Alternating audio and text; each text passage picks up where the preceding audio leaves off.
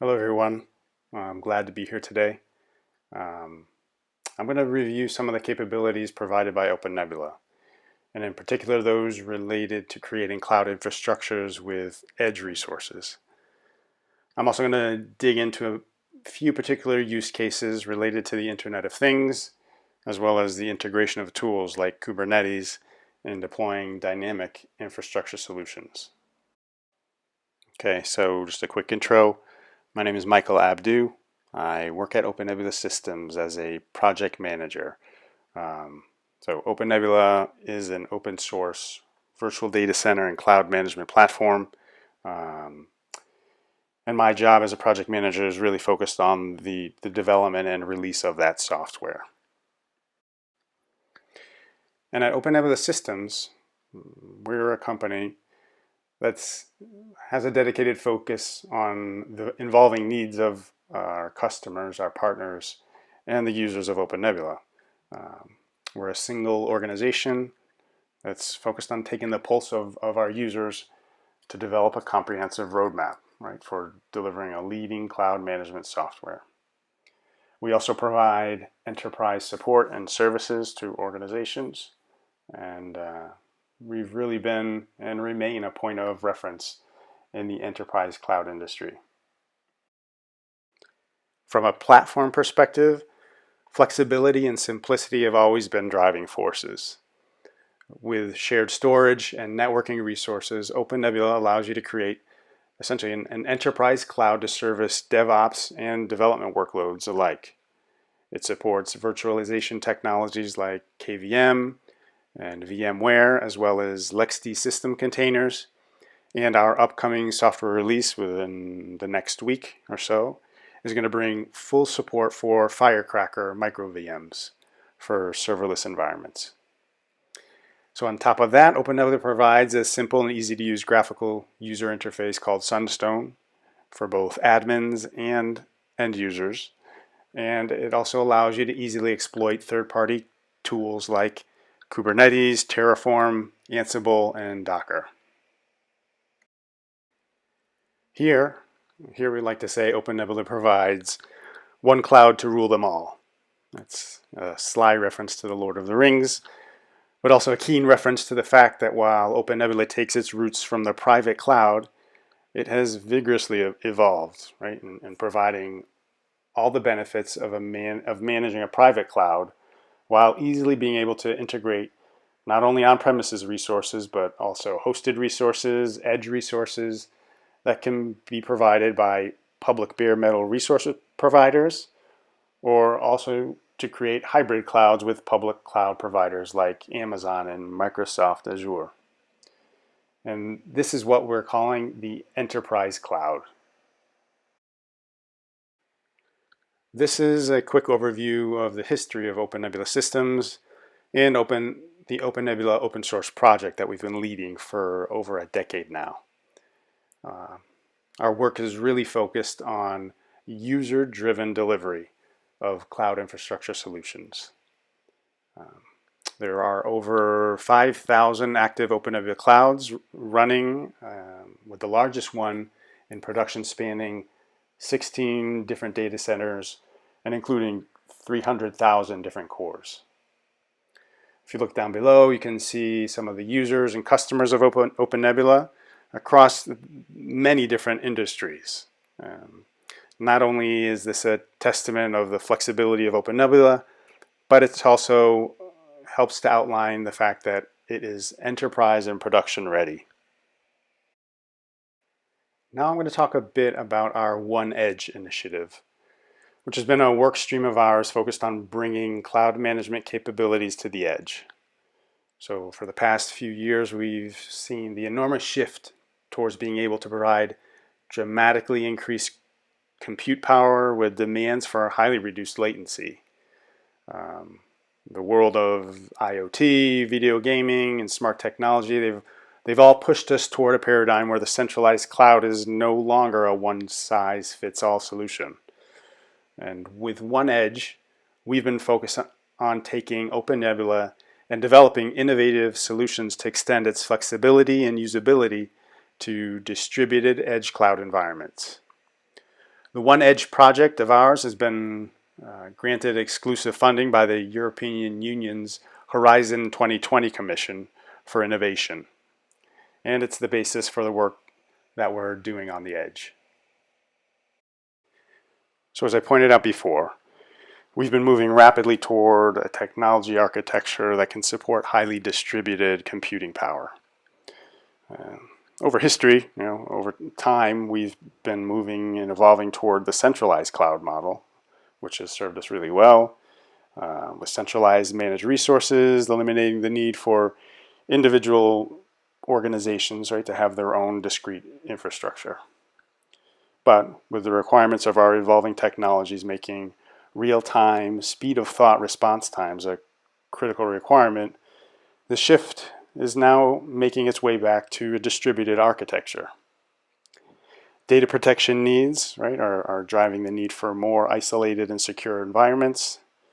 And bare metal providers are stepping up all over the globe to provide resources for these distributed solutions. So the public cloud is definitely a driving force in the market.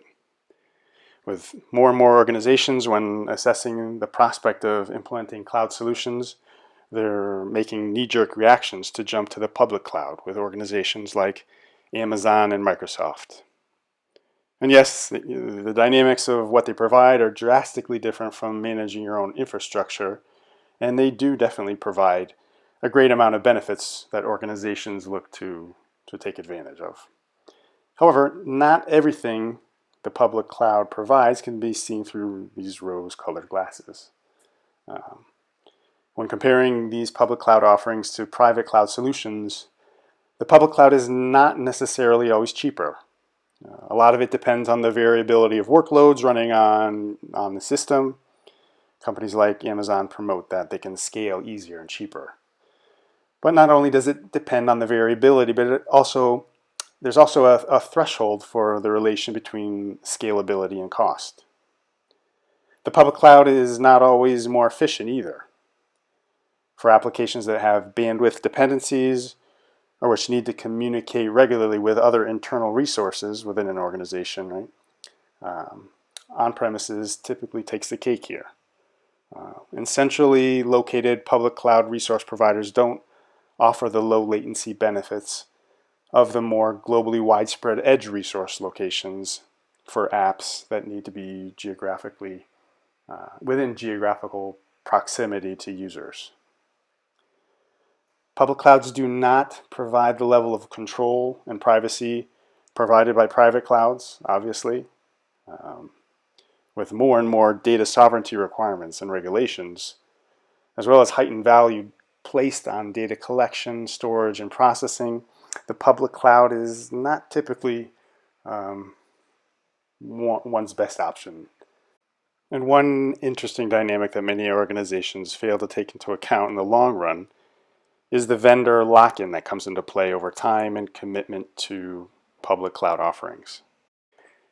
Not only do providers like Amazon require large implementations to commit to minimum usage quotas that can result into huge investments, but having the flexibility and freedom to make future strategic technology decisions away from a certain vendor, that becomes almost impossible.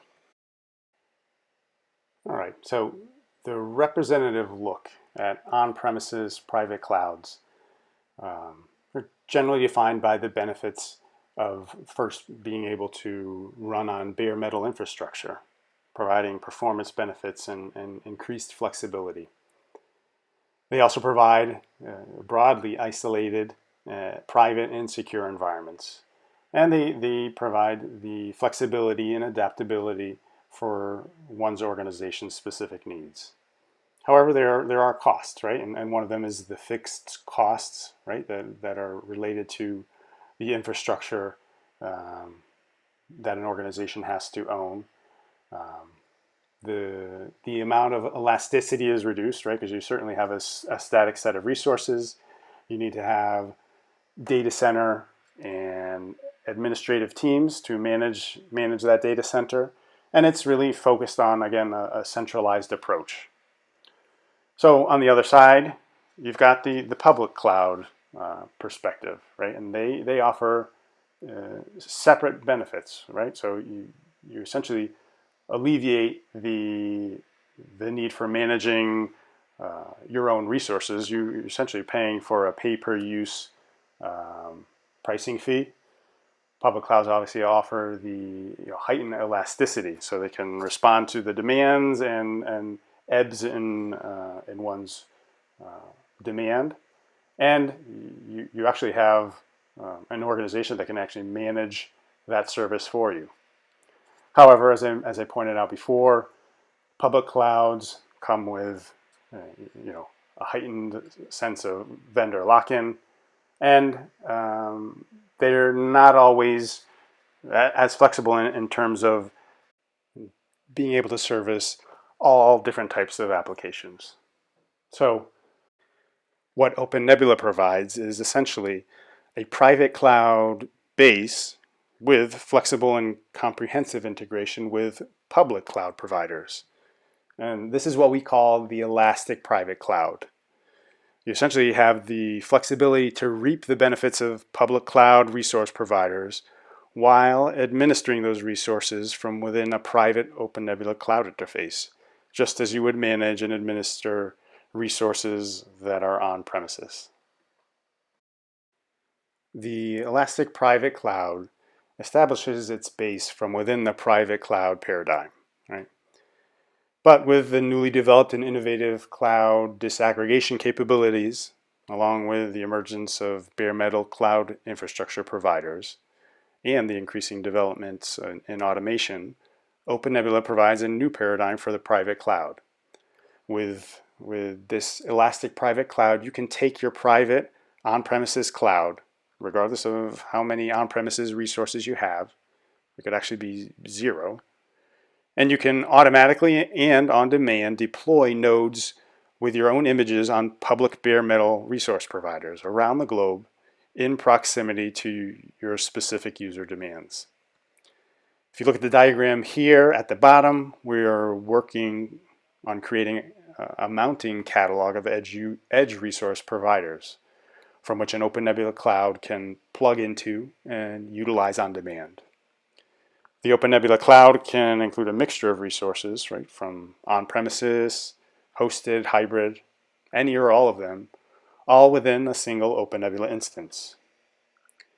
And up top, you see that you have the flexibility to run all of your applications independently on all of these resources. A key point here is that we're not here to compete with the Amazons and Microsofts of the public cloud world.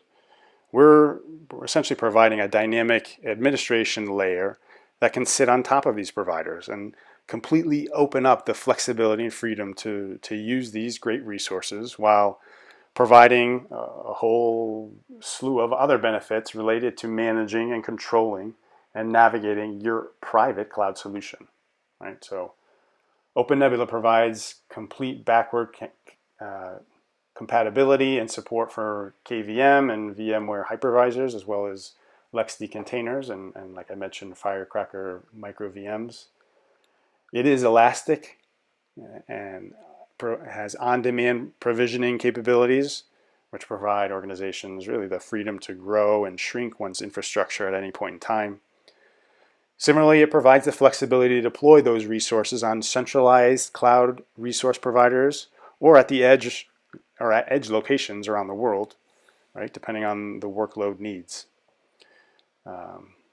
It is completely portable and compatible in being able to leverage essentially the growing ecosystem of providers.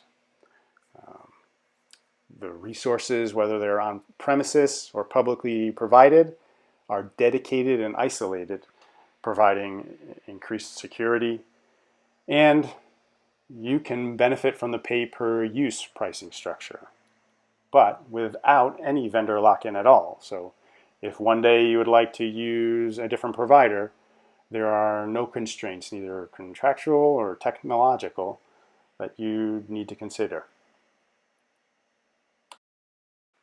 One key component on which we're placing heavy focus is in the development of a resource provider catalog. So with OpenNebula's flexibility in allowing organizations to build cloud infrastructures on widely diverse resources, companies can pick and choose resource providers. They should be able to pick amongst centralized cloud providers, edge cloud providers, or even access networks. And with continued development on API integrations with resource providers, users will be presented with a growing catalog of providers from which to simply click and choose, right, where they want to deploy images and manage specific needed resources.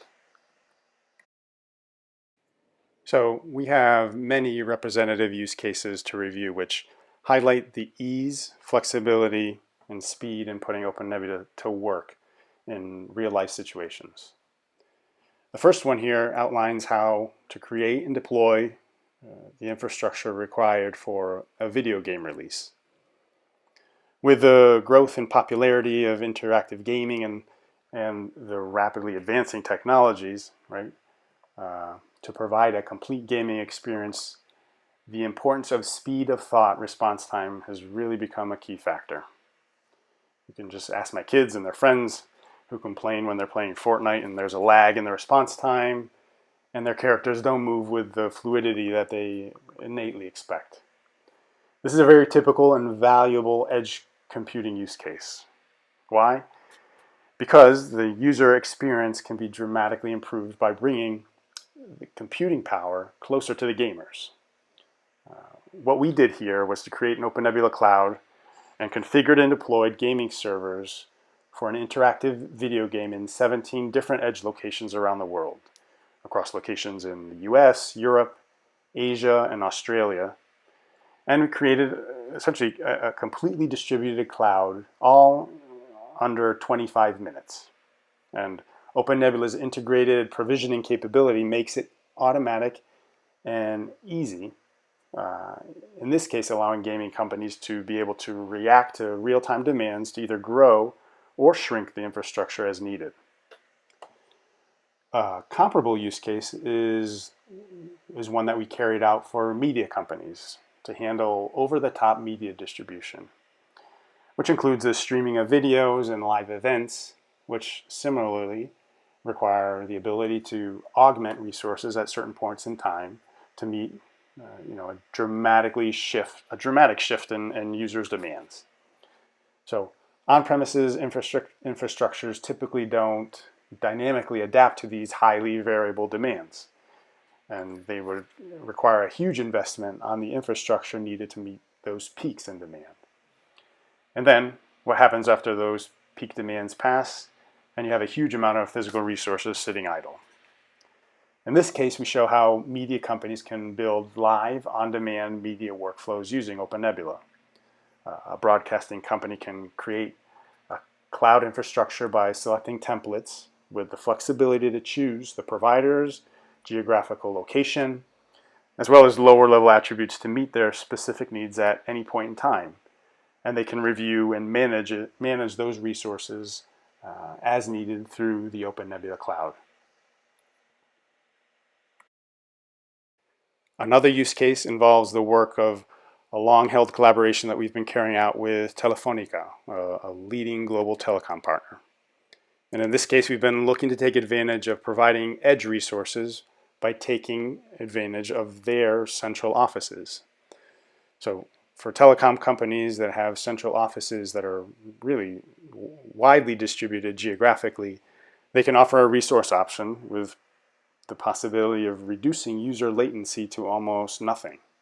And OpenNebula's integration with being able to manage and deploy resources from telecom central offices, that provides another highly distributed option for creating and expanding one's cloud infrastructure. And lastly, we have a use case with the Internet of Things, right? In this case, utilizing AWS IoT Greengrass and extending Amazon Web Services capabilities to nodes on the edge. So in this case, we have a company that provides a monitoring as a service, and one which ultimately needs a largely distributed infrastructure to be able to provide performance metrics for their customers' websites from different locations around the world. The organization's architecture schema is essentially split into two parts, right? So one, which runs the general centralized services, right? And that stores the measured metrics, generates the graphs and the dashboards, all the BI capabilities, alerts the customers, and triggers customer recovery actions. Then we have the core distributed monitoring infrastructure, which are the probe capabilities, right? Those are responsible for measuring how each customer's site perform. And those are the services that benefit from being in very close proximity to the end target, really in order to eliminate the effects of latency on the monitoring and capturing the measurements.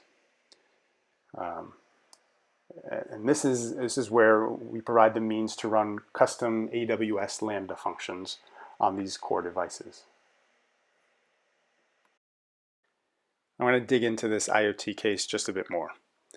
So as I pointed out, OpenNebula provides the integrated capability of building an on-premises private cloud, one which allows you to deploy, administer, and manage your cloud infrastructure from an on-premises OpenNebula front end, while at the same time offering the flexibility to deploy on demand resources that are available on the edge, and which could be provided by public cloud providers. So in this case, we instantiated an OpenNebula cloud and then deployed bare metal resources from Packet. And using OpenNebula's OneProvision command, we deployed 15 different edge nodes, each at a different location around the globe, and configured them as KVM hypervisors with OpenNebula AWS IoT Greengrass appliances installed, right, which incorporate the AWS credentials. These nodes were built and deployed to carry out the core distributed monitoring services that I mentioned before, which use the Lambda functions. So now I'm going to show you a quick 6-minute video. It's pre-recorded of the actual use case deployment. It includes the configuration and deployment of the Edge Cloud as well as its simple cleanup. Today I'm going to deploy an AWS IoT Greengrass Edge Cloud infrastructure managed by OpenNebula on 15 locations worldwide and provided by Packet Bare Metal Hosting. I'll quickly review the infrastructure before we start. You can see there's nothing ready in OpenNebula, and Packet and AWS are all also pretty clean. So we'll move to the provisioning. We have a set of scripts which only ensure the parallel execution of OpenNebula OneProvision command. It imports the Greengrass image and triggers the code deployment. So when the scripts finish, the infrastructure is ready with a deployed application.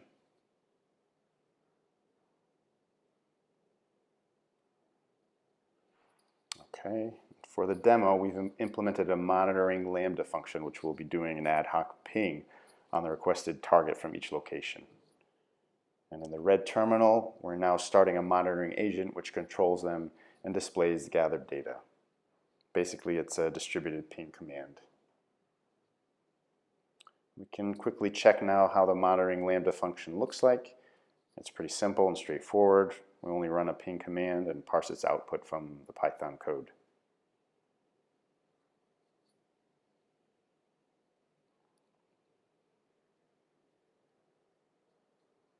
All right, we're deploying 15 physical hosts on Packet Bare Metal Hosting at 15 different locations. Each host is automatically configured as a KVM hypervisor, and the virtual machine with the Greengrass appliance by the OpenNebula started there. Then AWS deploys the monitoring Lambda function into each virtual machine. In the left terminal, you can see the list of the physical hosts dynamically created in OpenNebula and how they're switching from initial to a ready use state. And later, virtual machines will appear there as well. With the first virtual machines, we'll start getting monitoring data from their Lambda functions, so we can watch the red terminal. Now as we fast forward to the state when all locations are ready. So just hang on a few seconds.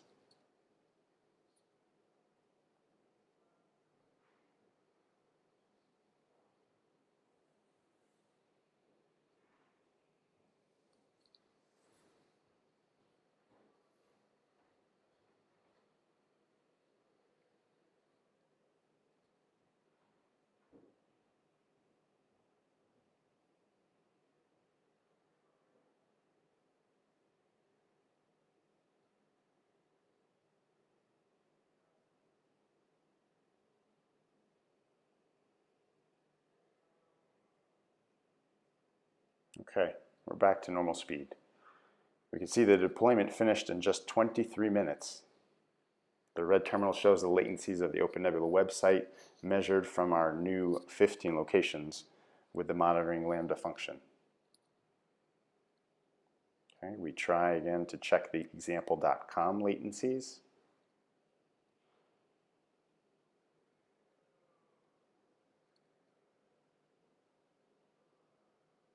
Okay, take a look at them there.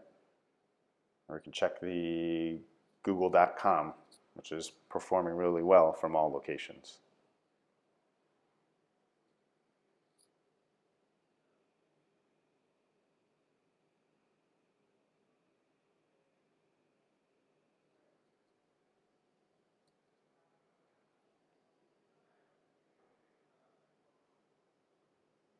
All right. Also, we have our own machine to check how site unreachability reflects in the output. So we try the IP of that machine.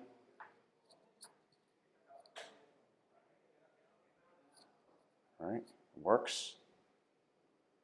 Now we reboot the machine.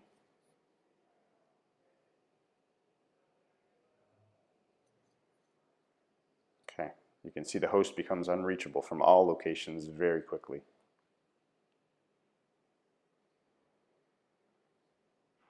Again, now we're going to review what we've deployed.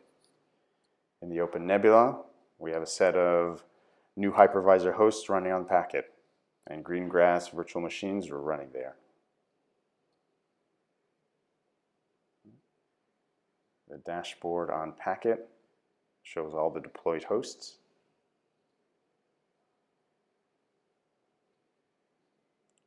On AWS, you can see a set of groups created there for each monitoring location, dynamically by the automation inside the OpenNebula Greengrass appliance.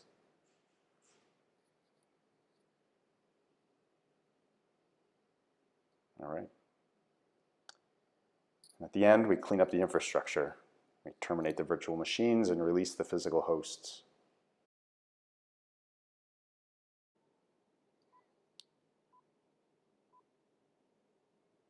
You can now watch as the cleanup finishes, but you'll see that it wraps up in just 27 seconds.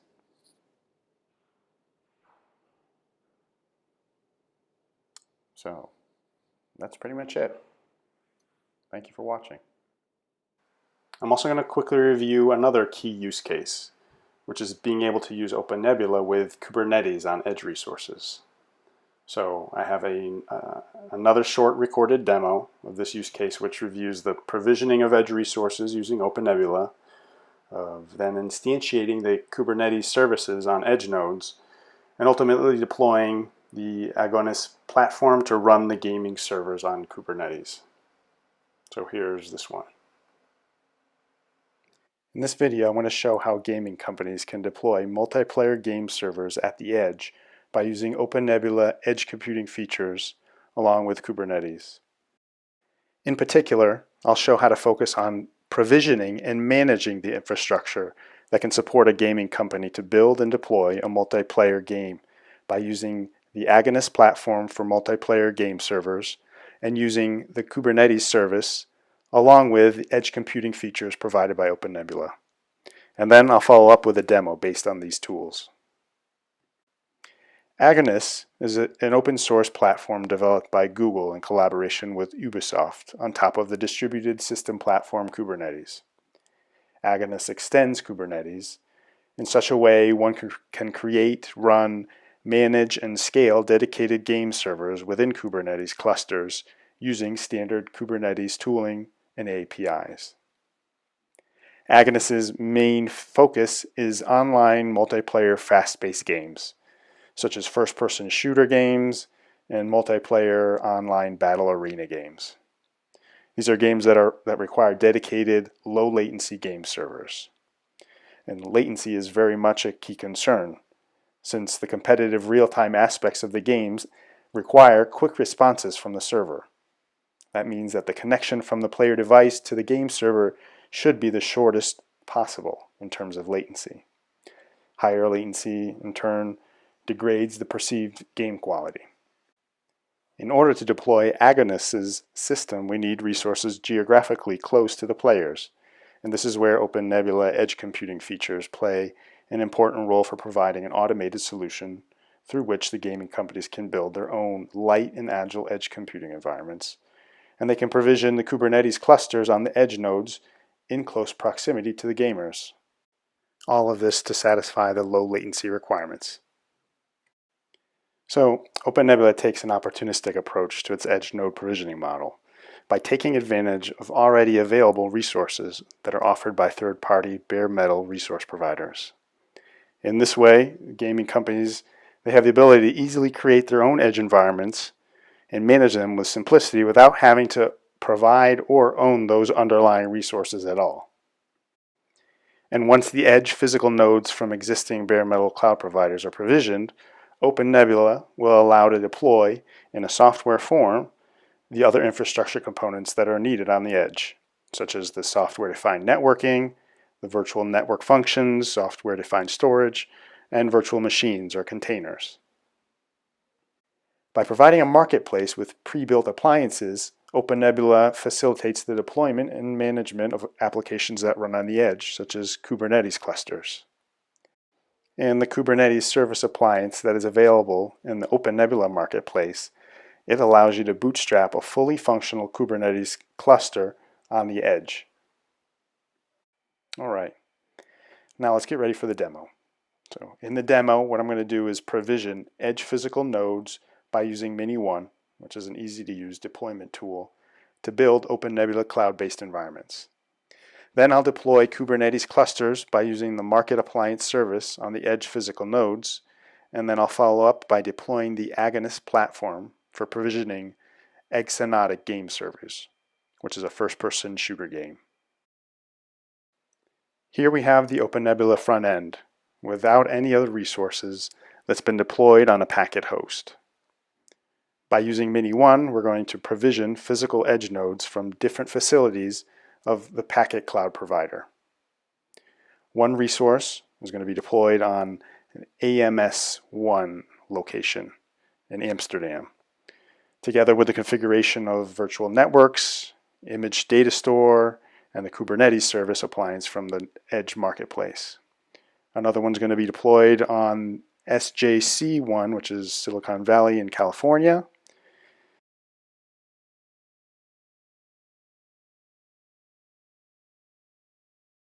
And the third one will be deployed on NRT1 in Tokyo, Japan. Okay. So for each of these locations, the Kubernetes service appliance from the marketplace will be imported for each data store. And right now, the deployment activity is set. It will probably take about 5 minutes to complete.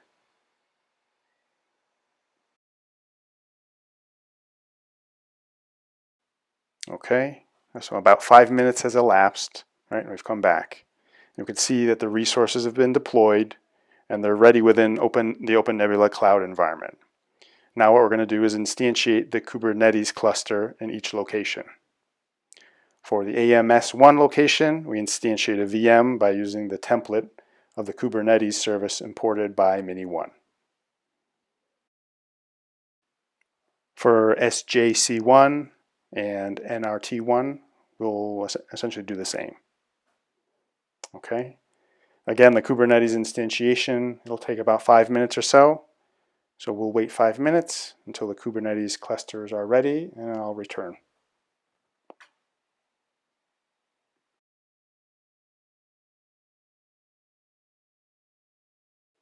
Okay, the Kubernetes clusters are now ready in all 3 locations. Okay, we'll show the latency from each of the locations by pinging the VM public IPs. And ultimately, we select the facility with the lowest latency. In our case, it's the AMS1 in Amsterdam. So we'll connect with SSH to the Kubernetes cluster deployed on AMS1, and we're going to deploy the Agonist system and a game server.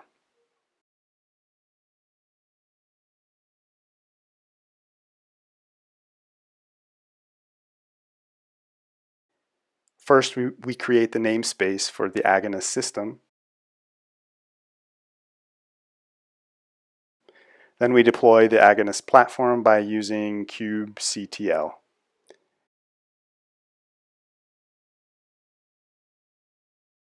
After we've deployed the Agonist platform, we can proceed to deploy a game server for the Exonatic game, which is a free first-person shooter game. We are going to use the game server YAML file that is available on Agonist GitHub repository.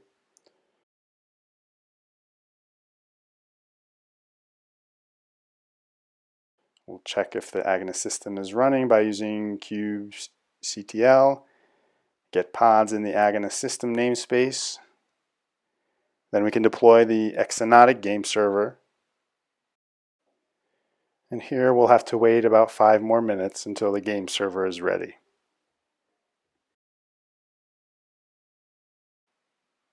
Okay, so once the game server is ready, we can connect with the Exonatic client to the game server by using the public IP of the Kubernetes VM and use the port that's displayed by the kubectl get game server command. Okay. Entering the IP and port. All right. And now we can join the game that's been created on the Kubernetes cluster. Let's take a look. And here we go. All right. I really hope this was helpful. So now, if you're looking for more information about OpenNebula and you want to figure out where to start, here are some references to help. Again, OpenNebula is fully open source. It's available for downloading and putting it to direct use.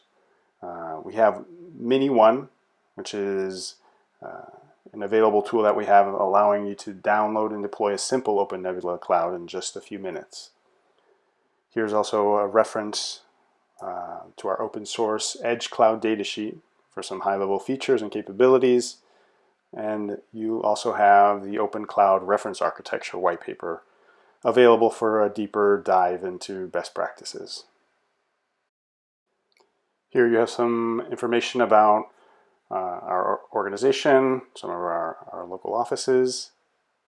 And lastly, once again, here's a reference to, again, the European Union's Horizon 2020 Commission for Innovation, right, which is partially funding the work and advancements that we're making here.